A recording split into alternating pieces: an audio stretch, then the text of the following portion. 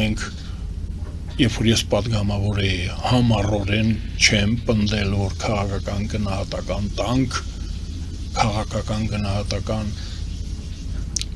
նախորդ իշխանություններին սովետական իշխանություններին քաղաքական օրինակ Նախիջևանը եւ Արարատը հանձնող քաղաքական ուժին գնահատական պետք է տալ թե չէ